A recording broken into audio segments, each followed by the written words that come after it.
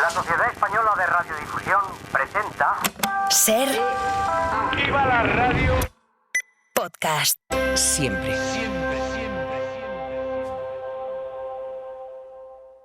Asistolia, la muerte desde dentro. Un podcast de Aimar Bretos y Víctor Olazábal. Cuando murió mi abuelo, mi abuela se vistió de luto estricto y en los veranos yo trataba de convencerla para que cambiase la ropa negra por sus batitas frescas estampadas. Hace unos meses perdí a mi mejor amiga y desde entonces no puedo dejar de compartir sus fotos. Me he tatuado su silueta en el brazo. Llevo ropa suya casi cada día y soy incapaz de salir. Viví el luto de mi abuela como una imposición de la moralina española y el convencionalismo social, pero ahora veo en mis ojos la tristeza que guardaban los suyos y entiendo esos trajes negros. El luto es una manifestación del duelo, del dolor que nos produce el vacío que dejan quienes lo llenaban todo, una petición para quienes nos acompañan de comprensión y paciencia, de amor. Esta es una carta a la directora del País enviada por Noelia Valle Benítez, Valdemorillo, Madrid.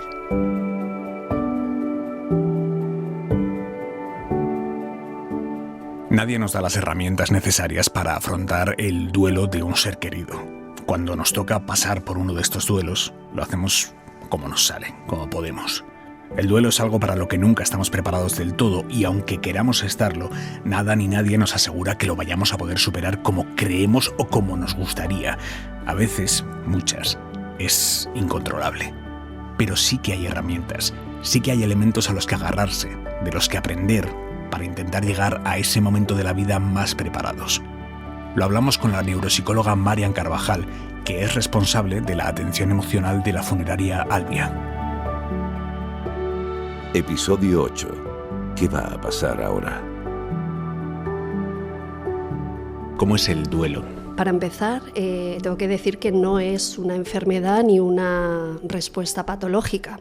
Es decir, es una respuesta natural que cualquier ser humano experimentamos y tenemos que aceptar como tal ante una situación cambiante. Hablo de situación cambiante porque el duelo es algo que se da desde que nacemos hasta que morimos en diferentes situaciones, no solo en relación a un fallecimiento. Tenemos numerosos duelos a lo largo de la vida, duelo por finalización de un trabajo, cambio de un trabajo, por ruptura de pareja, por enfermedades, por cambios de domicilio, finalizaciones de etapas, ciclos vitales, se pueden decir que también se pueden considerar como duelos.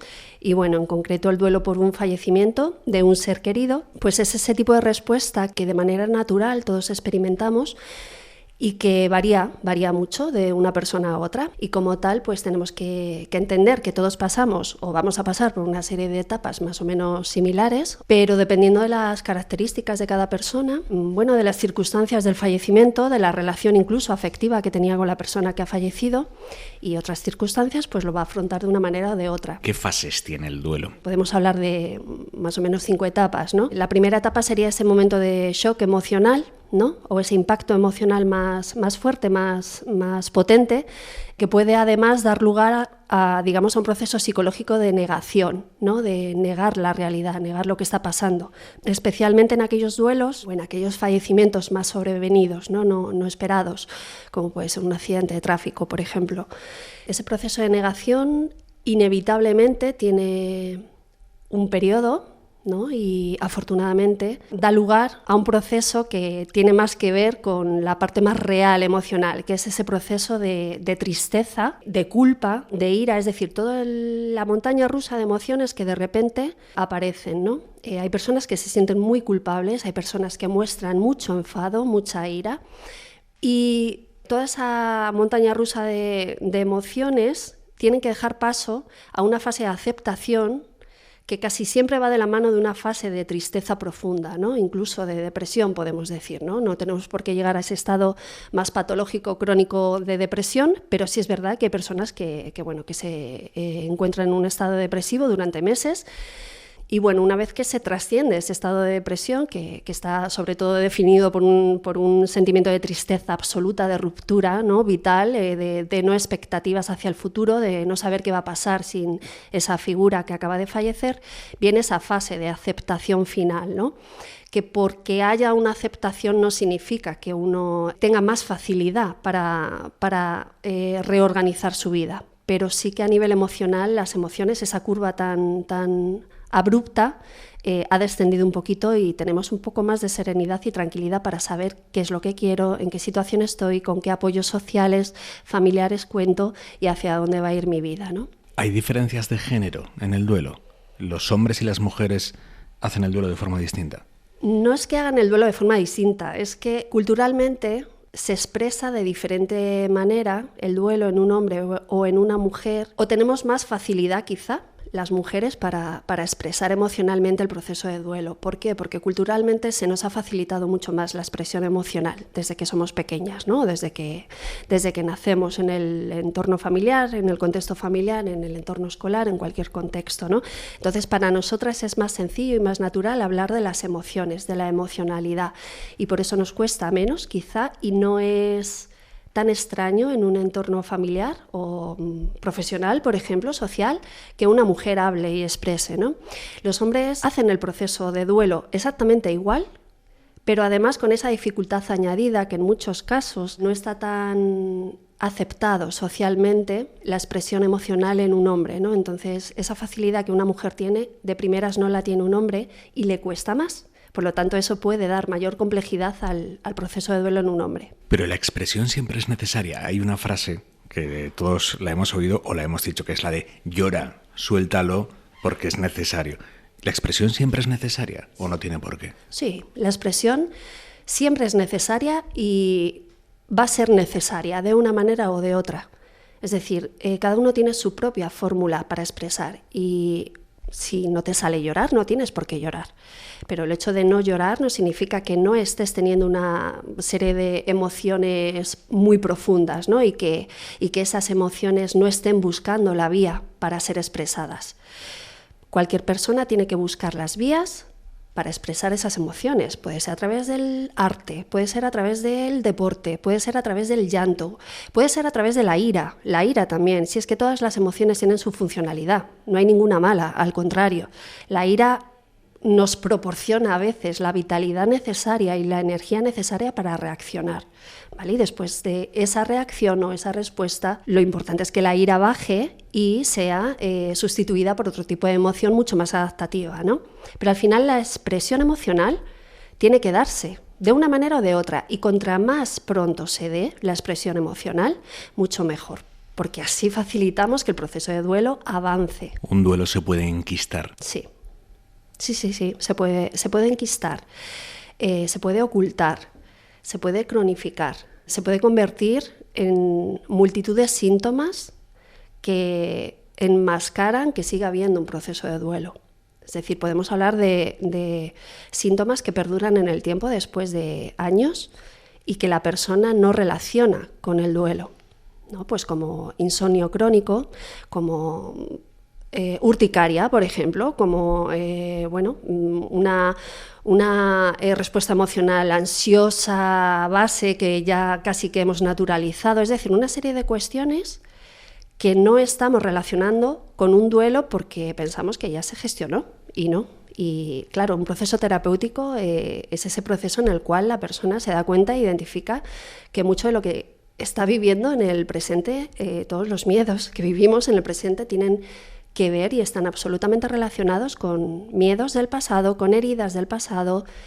Si nos remontamos mucho más atrás, ¿no? Podemos irnos más allá del duelo, ¿no? A etapas más tempranas, ¿no? Al final el duelo, el cómo gestiono yo el duelo, hablaba al principio de las herramientas psicológicas que tenemos cada cual, ¿no? Y que van a ser las que marquen un poco ese proceso de duelo, pero tiene mucho que ver con heridas de la infancia, ¿no? Con cómo hemos vivido los primeros duelos, cómo hemos gestionado, cómo nos han ayudado a gestionar las primeras rupturas que hemos vivido en la infancia, ¿no? Con nosotros mismos incluso. Me ha dicho antes que el duelo es individual por definición, Pero no sé hasta qué punto, además aquí donde estamos en un tanatorio, no se puede atisbar también un duelo colectivo, un duelo familiar, el duelo que hacemos entre varios miembros de un mismo núcleo. ¿El duelo puede ser colectivo también? El duelo puede ser colectivo. Y es muy importante ese abrigo emocional familiar, ese compartir emocionalmente. De hecho, las velaciones, desde un punto de vista psicológico, son muy importantes para crear esa sensación de recogimiento, de apoyo, de compartir el dolor socialmente, ¿no? Por eso es tan importante que sepamos que, a pesar de cómo evoluciona el ritual en la sociedad española, el ritual funerario, a pesar de que los tiempos cada vez son más cortos, ¿no? Y donde antes había 48 horas para gestionar un servicio funerario, ahora podemos hacerlo en 24 horas, no nos olvidemos que el compartir ese momento social de la velación, del llorar, del reír, del abrazarte con tu familia, con los amigos, con los compañeros de trabajo, tiene una simbología y un impacto social muy importante, ¿no? Ha dicho algo que es reír. ¿Es sano reírse en un velatorio? Sí, por supuesto que es sano. La risa es sanadora, siempre, siempre, siempre que se haga desde el respeto. Y además es una respuesta psicológica, bueno, pues que responde también quizá a una parte nerviosa, ¿no? A una parte ansiosa, ¿no? Y que se traduce en esa parte de risa, ¿no? Para relajar un poco, pero también es verdad que la risa viene como un proceso terapéutico natural cuando compartes, precisamente, cuando quien no ha vivido, ¿no? En una velación, el estar compartiendo recuerdos de la persona fallecida con amigos, con familiares, y acabas, bueno, pues sonriendo, riéndote de anécdotas, de recuerdos. Eso es algo muy bonito que une, y para nada es malo, todo lo contrario, no nos tenemos que avergonzar. Muchas veces podemos pensar que quien afronta una situación tan delicada desde el humor, con risa y tal, puede estar enmascarando el dolor a través de esa risa. A ver, la risa también puede convertirse en una herramienta que enmascare. Es verdad que el humor se puede utilizar como una coletilla, ¿no? Al final, si se usa en demasía o polarizamos esa respuesta, nos puede estar dando pistas de que no estamos afrontando una parte dolorosa, ¿no? Si al final tengo la habilidad de todo lo que llega a mí y me duele, lo convierto en humor, puede suceder que te sane, ¿no? Si afrontas, si profundizas y reflexionas con esa parte de dolor, pero si no reflexionas y si no haces un ejercicio de reflexión sobre ese mensaje que te está llegando y directamente lo transformas en un chiste o en una risa nerviosa, ahí está sucediendo algo y estás negando una parte de ti, que si no la gestionas o no la afrontas o simplemente la acoges, la abrazas en ese momento, va a permanecer y va a surgir en un futuro de otra manera. Probablemente en una magnitud mayor o diferente, a través de un síntoma, por ejemplo, de una enfermedad. Entonces, bueno, al final el humor, como otras respuestas polarizadas, llevadas al extremo, no ayudan, pero sí pueden ser muy sanadoras. ¿Hasta qué punto en un tanatorio como este se entienden y se toleran reacciones derivadas de la rabia y de la ira? Se entienden porque en Albia todos los trabajadores están formados desde el primer día que entran en gestión del duelo para que entiendan precisamente cuáles son las respuestas, el abanico de respuestas, ¿no? de un ser humano ante una situación de duelo o ante una situación de tensión. Y de alguna manera todos estamos preparados para entender que esa reacción no tiene nada que ver contigo o con tu propia gestión, sino que tiene que ver con el proceso de duelo que está sucediendo, ¿no? En ese ser humano que tienes delante. Ahora bien, la reacción de esa persona o la respuesta de esa persona te tiene que poner en alerta de qué actitud tienes que amoldar para suavizar, para acoger o quizá para llevarte a un lugar privado a esa persona y que pueda descargar mucho más y, bueno, más intensamente, ¿no? Si cabe esa emocionalidad. Por ejemplo, en los casos de mucha ira, hay personas que gritan, que se ponen a gritar en un tanatorio, y también hay que pensar en que hay otras familias que están viviendo su propio duelo y que, bueno, pues que ese contagio emocional a veces sucede, ¿no? O incomodan simplemente, pero no puedes invalidar la reacción emocional de una persona que está en un proceso de duelo, incluso cuando está gritando. Normalmente los picos de ira o los picos de máxima tensión son curvas que, igual que suben, bajan y no suelen llegar a más si permitimos que esa persona gestione o exprese emocionalmente. No suelen ser problemáticos. Todos hemos vivido la experiencia de llegar a un tanatorio, a acompañar a un ser querido que está velando a su familiar. ¿Cómo podemos contribuir a su duelo? ¿Qué tenemos que hacer y qué no tenemos que hacer? Bueno, pues la idea principal es estar acompañando. Realmente el mensaje que yo diría más importante es no tengas miedo, no tienes que hacer nada. Tu presencia ya es sanadora.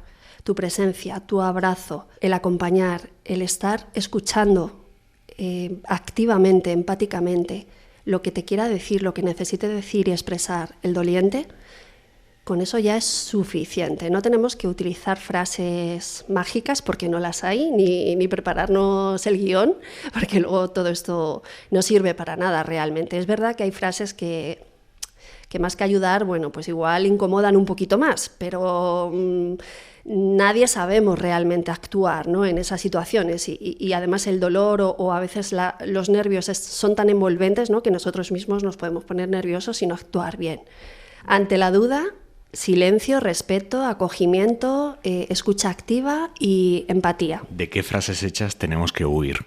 Bueno, pues esas que en algún momento todos hemos usado, ¿no?, de manera un poco inocente quizá, ¿no? No pasa nada, era muy mayor. ¿Y qué años tenía? Bueno, pues ya descansa.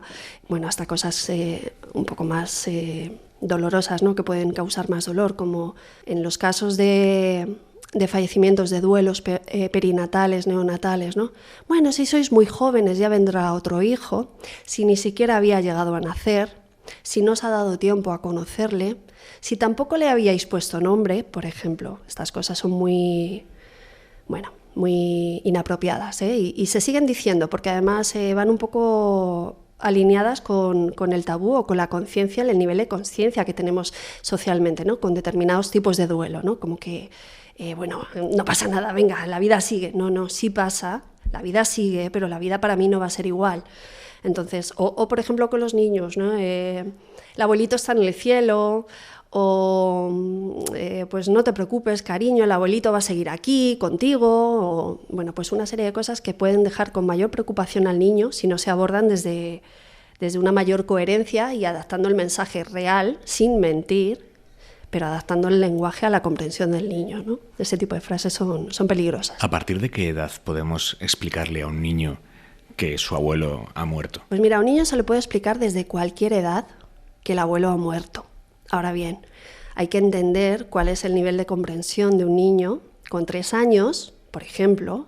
Si el niño ha tenido una convivencia más o menos diaria y tiene una relación afectiva con el abuelito que acaba de fallecer, el niño va a saber, va a sentir que el abuelito ya no está. ¿Qué podemos hacer con un niño tan pequeño? Obviamente una explicación racional no la va a entender, pero sí que podemos trabajar con él a través de metáforas como contar cuentos, poner ejemplos de animalitos, ¿no? Salir al campo y bueno, pues hablar de otro tipo de animales que pueden morir, ¿no?, en el campo y que a lo mejor el niño está más habituado o tiene mayor facilidad por los cuentos que lee o por las historias que le cuentan en el colegio. Sobre todo, darle seguridad a los niños, darle seguridad porque los niños se plantean mucho, aunque a veces no lo expresan, qué va a pasar a partir de ahora, ¿no? Si el abuelito no está, si papá no está, si mamá no está, si el hermanito no está, ¿qué va a ser de mí? ¿Quién me va a cuidar? Entonces los críos necesitan desde edades muy tempranas una explicación, un acompañamiento y sobre todo reforzar la parte afectiva. Si el abuelito que me daba tanto cariño, que me acompañaba al cole, que me recogía, ya no va a estar, ¿quién va a estar ahí? ¿Cuál va a ser la figura sustitutiva y afectiva del abuelito? ¿A partir de qué edad es aconsejable traer a los niños a los tanatorios? A partir de cualquier edad. Desde un punto de vista psicológico, lo que marca la diferencia entre que un niño tenga una experiencia, digamos, desagradable o más traumática, es el acompañamiento del adulto, la relación a nivel de comunicación que tengan con el adulto. Si tú vas a traer a tu hijo a un tanatorio y no le vas a explicar nada, o le vas a ignorar, o le vas a dejar no sé, jugando en un rincón mientras el resto de los asistentes a un tanatorio están expresando dolor, mejor no traigas a tu hijo a un tanatorio. O intenta llevártelo al cine con otra persona o se lo dejas al abuelo o a la abuela. Porque los niños se empapan de todo. Pero lo peor es que si no hay una explicación de un adulto, ellos hacen su propia explicación de las situaciones. Incluso se pueden llegar a culpabilizar de esto ha sucedido porque yo me porté mal, porque yo no le dije... Estamos no concediéndoles el derecho a los niños de entender lo que es un duelo, de entender que ellos van a vivir muchos duelos y que están en el derecho de poder expresar emocionalmente, si lo que hacemos es negarle la expresión emocional en el ritual funerario a un niño, o no acompañarles, o traerles a un tanatorio e ignorarles, o hacer como si no pasara nada. No, el tanatorio es un lugar en el que pasan muchas cosas y hay que explicarlo. ¿Cómo se gestiona el duelo por la muerte de un hermano? Bueno, muy complicado. Y ahí sí que es de los casos que yo siempre recomiendo, junto con otros obviamente, el tener ayuda terapéutica. ¿Por qué? Porque se necesita mucha cohesión familiar y entender muchísimo el impacto en cada miembro de la familia que el fallecimiento de este niño, de este hermano o de este hijo causa, ¿no? La relación entre hermanos es una relación muy impactante y muy decisiva, impacta mucho a lo largo de la vida de todos los hermanos, ¿no? Depende mucho también de la posición o de si eras el pequeño, si el fallecimiento es el hermano mayor.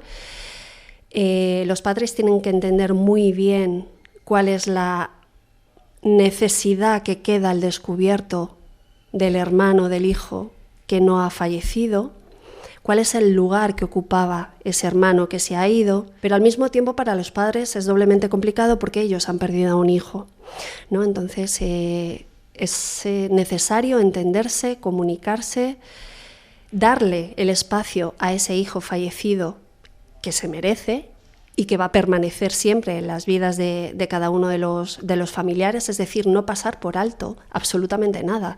Los espacios, la vida que todos han compartido con esa persona, el futuro que van a compartir con esa persona. Estoy hablando de que cuando una persona fallece, sigue estando con nosotros, ¿vale? Y el impacto de la ausencia de esa persona sigue marcando decisiones en el día a día. ¿Hasta qué punto el duelo es distinto cuando estamos hablando de muertes por suicidio? Bueno, el duelo en los casos por suicidio es más complejo. No es que sea diferente, es que es más complejo y hay mayor riesgo de que se cronifiquen ciertas emociones o ciertas respuestas, como puede ser la culpa.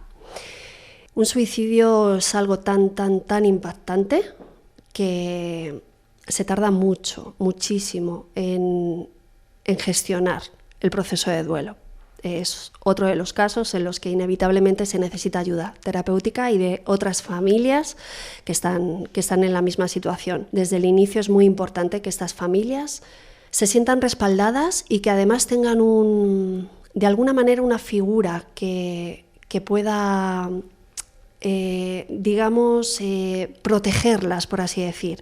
Hay una alta vulnerabilidad, incluso aumenta el riesgo de suicidio de los familiares más directos cuando ha habido un suicidio en la familia.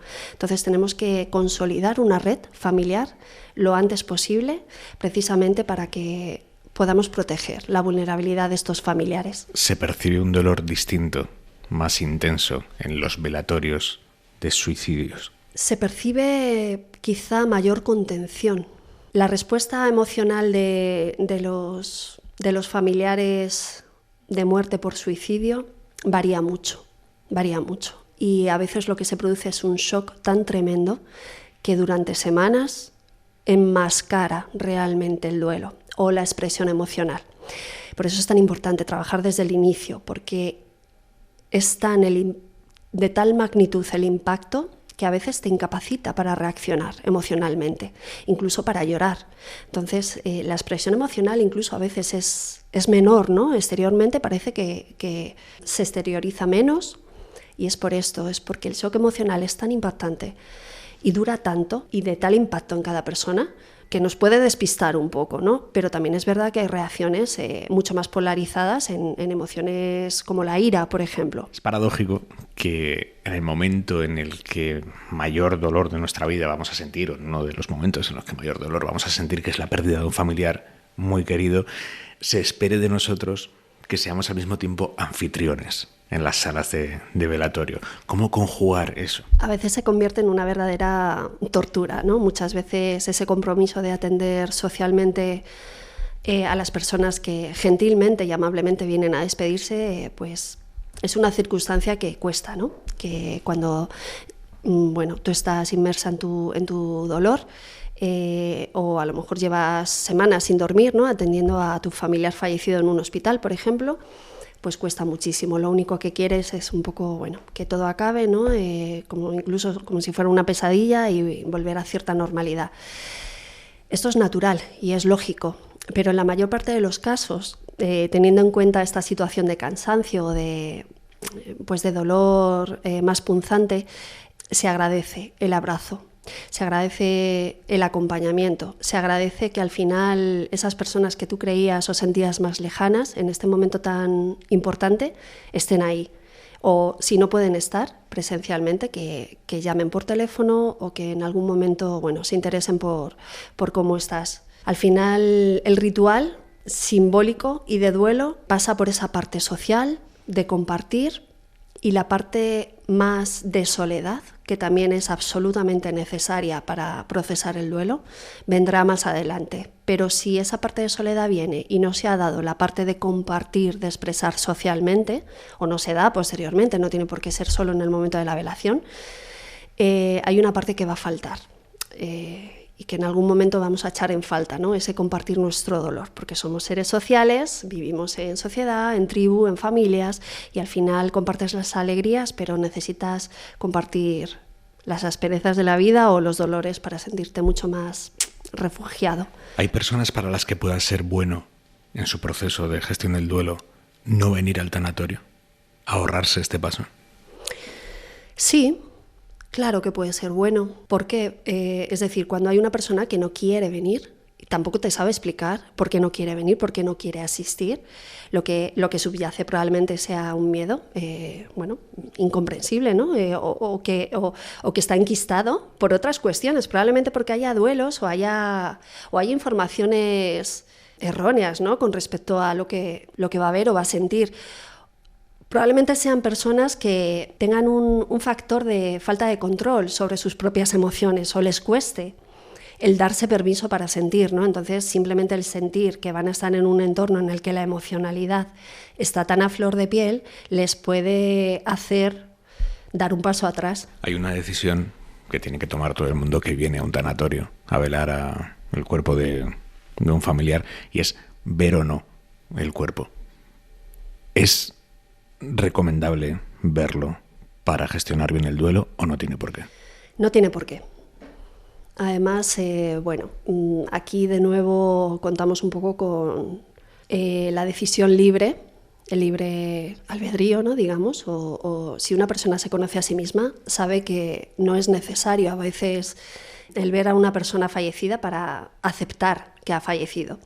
Normalmente las personas que sienten, que quieren, que desean, que necesitan ver a una persona fallecida son personas que han tenido una relación afectiva muy cercana, muy intensa, pues familiares muy directos, ¿vale? Porque es verdad que falta quizá todavía esa interiorización del suceso, ¿no? Del fallecimiento real, y ver a esa persona fallecida de repente es como una lección de realidad, ¿no? Y ya está fallecido. Además, normalmente lo que sucede es que la persona que está fallecida, por muy bien que le hayan acondicionado, es una persona que ya no reconoces. Es decir, hay tanta diferencia a una persona que está viva, incluso en fases terminales, con una enfermedad, a una persona fallecida, por muy bien que la hayan acondicionado, la hayan peinado, la hayan vestido con las ropas que llevaba, hay tanta diferencia en ese sentimiento que no deja de ser una prueba de realidad contundente de que sí, está fallecido, ¿no?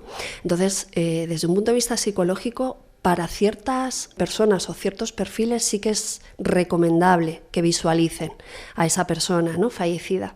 Para otros no es necesario, porque el proceso de duelo se da o esa parte más afectiva tampoco es, pues no se hace necesario, ¿no? Esta prueba de realidad. ¿Es bueno que veamos cómo entra el ataúd al horno? Psicológicamente es recomendable si se ha entendido y se ha aceptado todo el proceso anterior y si se ha informado exactamente de lo que se va a visualizar. Hay familias que deciden quedarse hasta ese ultimísimo instante. ¿Por qué? Porque es un proceso en el que la despedida uno necesita quedarse ahí hasta el último momento, igual que lo hacemos cuando asistimos a una inhumación, ¿no? A un enterramiento. Es como más natural o culturalmente más aceptado el que todos vayamos, ¿no? De manera casi procesionaria, ¿no? a asistir a un momento de enterramiento. La cremación es un acto simbólico exactamente igual, de la misma repercusión prácticamente psicológica, ¿no? Y tan importante en el proceso de duelo como asistir a un enterramiento, ¿no? Es más, es que se puede conseguir un efecto exactamente igual de envolvente o de apaciguador, digamos, que en un enterramiento, ¿no? Con música, con acompañamiento de familia, con una situación en la que no te sientas solo. Psicológicamente es bueno desprenderse de las cenizas del familiar o quedárnoslas, guardarlas en casa, expuestas en un armario. ¿Influye a la hora de cerrar el duelo? Pues lo que influye y lo que realmente es beneficioso para cada persona solo lo sabe cada persona. Es decir, desde un punto de vista psicológico no se puede decir que para hacer un proceso mejor de gestión del duelo te tienes que desprender de las cenizas de tu ser querido, tienes que soltar, ¿no? Como un acto simbólico de soltar el pasado. No, hay personas que necesitan establecer un vínculo con algo real, físico, y tener las cenizas del fallecido durante X años o X tiempo en el salón de casa, incluso hacer una especie de altar en casa para tener esa cercanía, porque su proceso psicológico así lo necesita y porque no pasa nada por hacerlo, al contrario, si a ti te beneficia, si a ti te ayuda y tú sientes que cada día estás más en paz y en serenidad y estableces una comunicación con esos elementos simbólicos que te ayudan al proceso de duelo, adelante. Es igual que una visita al cementerio, ¿no? Que las lápidas al final no dejan de ser lugares en los que está nuestro familiar, ¿no? Pero estamos realmente vinculándonos casi con un objeto de mármol, ¿no? A través de ese objeto, de ese lugar simbólico, estamos comunicándonos con nuestro ser querido. Terminamos. La culpabilidad es la emoción más difícil de superar. Bueno, no sé si la más difícil, pero la más devastadora probablemente, porque la culpabilidad lo que hace es dinamitar tu estructura de personalidad. O sea, todo lo que habías creado en torno a ti lo dinamita por completo. Toda tu estima, tu autoconcepto, tu sentido de la vida. Es decir, te sitúa en un punto en el que carece de sentido tu existencia. Te sientes indigno de la propia vida. A partir de ahí, solo hay una opción, y es la de entender qué te está pasando y hacer un proceso de perdón. Perdonarte, perdonar todo lo que ha surgido a raíz de este suceso, echar la vista atrás de nuevo, ¿vale? Porque yo aprovecho estas charlas siempre para decir que los procesos de duelo, los fallecimientos, son situaciones maravillosas para chequearte a ti mismo, ¿vale? Para chequear tu vida, para hacer una radiografía de tus propias heridas, porque te conectan, inevitablemente te conectan con tus heridas vitales, ¿no? Y te definen como persona de cara al futuro. Entonces es una oportunidad maravillosa. La culpa es esa oportunidad maravillosa que nos puede hacer conectar con nosotros mismos, con nuestra esencia vital, con nuestro sentido de vida más que nunca. Y cuando traspasas el sentimiento de culpabilidad, lo transitas, lo conoces, espejas todo lo que te tenga que traer esa emoción y lo transformas en responsabilidad y te das una oportunidad para seguir viviendo porque eres inocente, entonces te das cuenta que mereces seguir viviendo y que hay más oportunidades para seguir adelante. La luz al fondo del túnel de la oscuridad siempre surge. Por eso es tan importante el proceso de duelo, conocerlo, darte permiso, sentir que con el tiempo todo va a tener un sentido y que las piezas van a ir encajando y que tu vida es absolutamente diferente a lo que fue, pero que le vas a encontrar un sentido.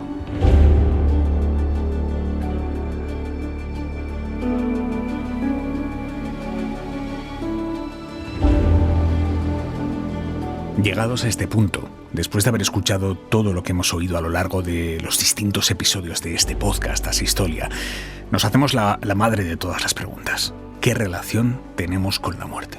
Pues en general no existe. En general la población no quiere tener relación con la muerte porque la población no quiere morirse, porque generalmente desde hace siglos ha imperado un miedo hacia la muerte, producto de la religión, fundamentalmente en este país, de la Iglesia Católica, donde la muerte era el fin desastroso y o vas al cielo o vas al infierno y todo es negro, lúgubre y tétrico, ¿no? Pues España es un país con unas tradiciones muy arraigadas. Es verdad que en los últimos años nos estamos abriendo más al concepto de la muerte, pero es verdad que es un país que hemos vivido tradicionalmente de espaldas a la muerte. La muerte sigue siendo un tabú a día de hoy. Porque yo creo que nos han educado en una situación de tenerle miedo a la muerte, y segundo porque en realidad no sabemos qué pasa después de morirte. Ese no saber nada pues es lo que nos tiene, en vez de pensar que hay que vivir hasta que pase eso, pues estamos preocupados de saber qué va a ocurrir con nosotros, ¿no? Yo creo que es una pérdida de tiempo. Porque yo creo que la muerte todos sabemos que existe y que está ahí. Cuando a lo mejor la vives tan cerca o trabajas entre comillas para ella. A mí particularmente lo que me ha ayudado también es a valorar, pues el tiempo que estás aquí y enfocar un poco la vida y relativizar determinadas cosas y a prepararte un poco para ello. Hay que ser consciente de que la vida es finita. Prepararse para morir es saber que te vas a morir y que lo que hay que intentar es morirse en las mejores condiciones. Aquí hemos sido muy lúgubres. Si te vas a países de Sudamérica, la muerte suele ser una celebración. El Día de Difuntos en México es por todos conocido que es una fiesta en los cementerios. En Bolivia está el caso de las ñatitas, que son celebraciones también recordando a sus difuntos, más festivaleras que mortuorias.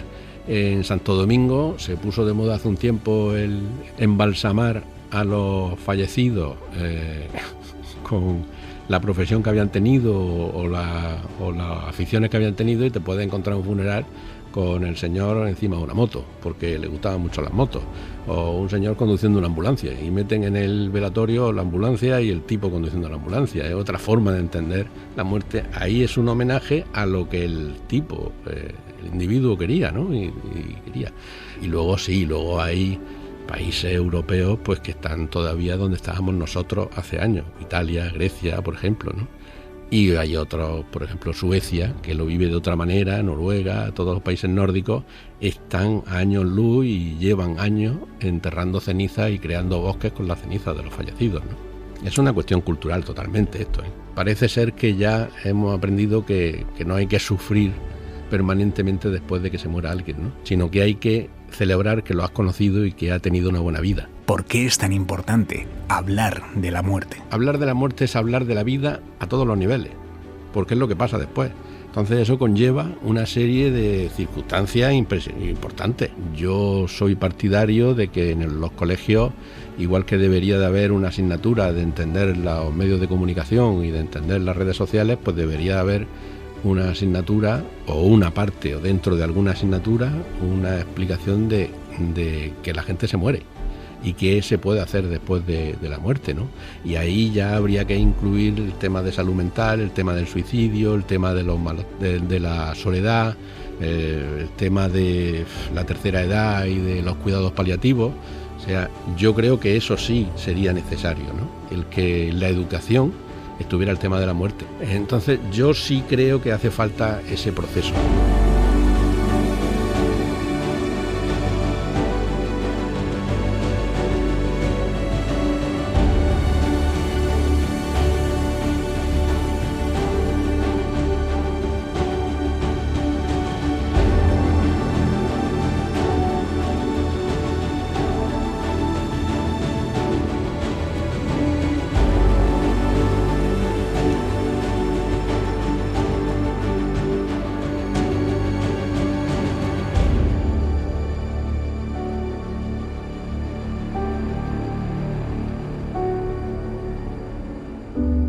Asistolia, la muerte desde dentro. Un podcast de Aimar Bretos y Víctor Olazábal.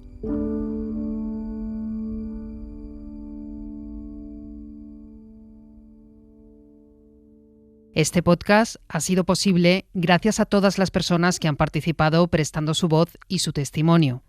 Al equipo de Ser Podcast por la distribución, a Julia García y Juan Aranaz por la grabación de la voz narradora y a Daniel Rosés por el diseño gráfico. Producción, guión y edición sonora, Víctor Olazábal, dirección, Aimar Bretos.